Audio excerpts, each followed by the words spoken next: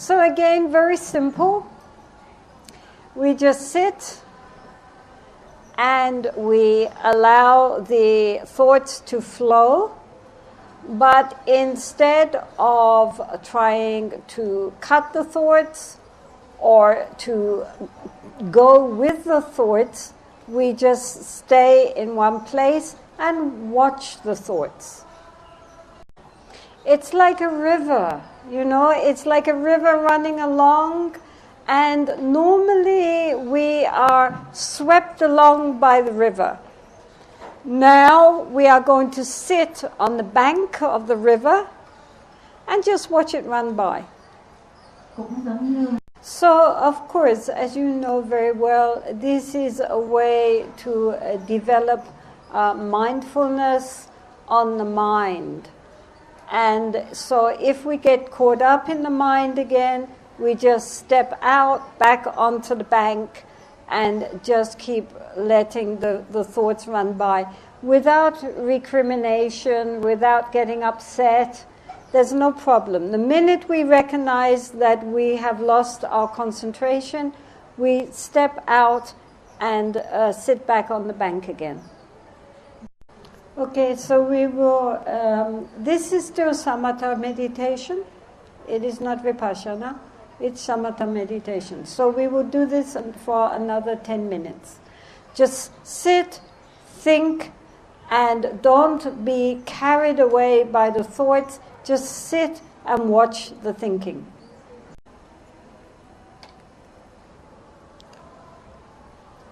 So the second step is to be able to detach the awareness, the mindfulness, from the ordinary conditioned flow of the mind.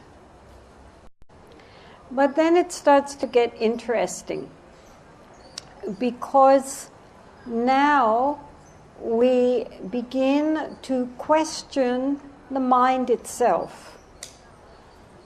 This is vipassana.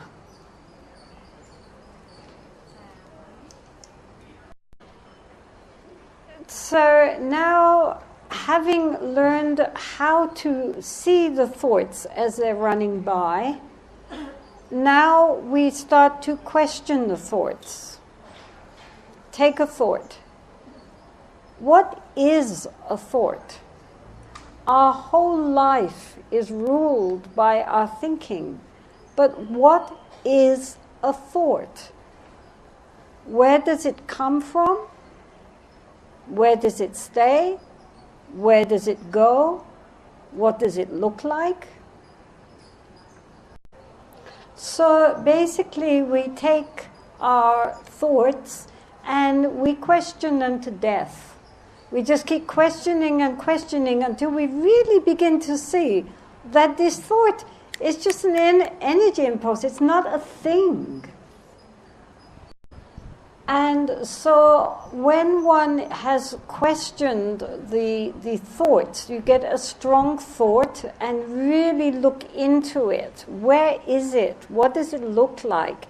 Then they become more and more like a bubble. Because the bubble is very bright and shiny, but if you go click, it's empty. Where is the bubble? And then, who is thinking? When we are meditating, is the moving mind, the thinking mind, and the mind when it is quiet, when it is silent, and the awareness which knows the difference, are these three the same or are they different? Yes, you have the mind which is moving. You have the mind when it stays in samadhi, quiet. And you have that awareness which knows the difference. Are they the same or are they different?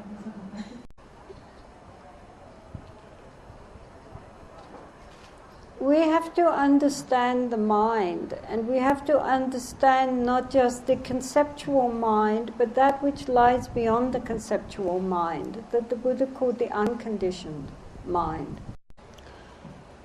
So the important thing for all of us practitioners is to really understand the mind and that which goes beyond the mind. And the only way to do that is to look.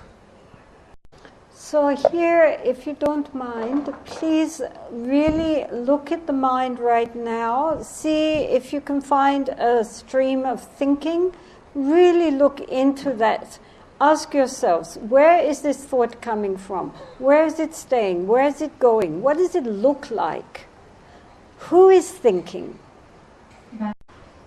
And then at the very end, just let the mind just rest without doing anything at all. Don't try to meditate, don't try to think. Just be present in the moment without doing anything. It's very easy for our minds to be busy doing something, even meditating. It's very difficult for the mind just to be in its own nature. Okay, so let's just sit for 5 minutes. Please just try to look at the mind with a big question mark. Just a question mark, not making questions conceptually, not thinking, oh, now where does this thought come from? But just looking and questioning without thinking about it. Just let the mind rest, not meditating, not meditating. Just let the mind rest in this moment, not doing anything, just being.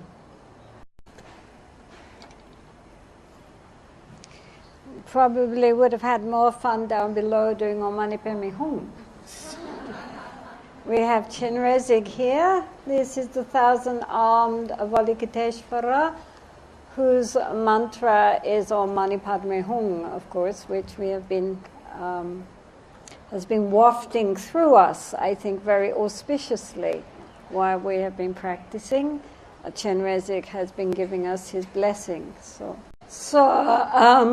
Avalokiteshvara there, he symbolizes universal compassion, and therefore he is shown with 1,000 arms reaching out, and in each hand there is an eye, which symbolizes that his compassion is also conjoined with wisdom. He understands what to do in each situation because he sees clearly.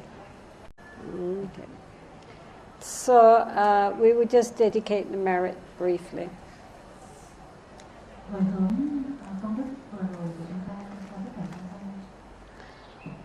Sonandia tamje zepa nye to nye padra na pamze ne cheka na je bala trupai sebe sole duwa shu.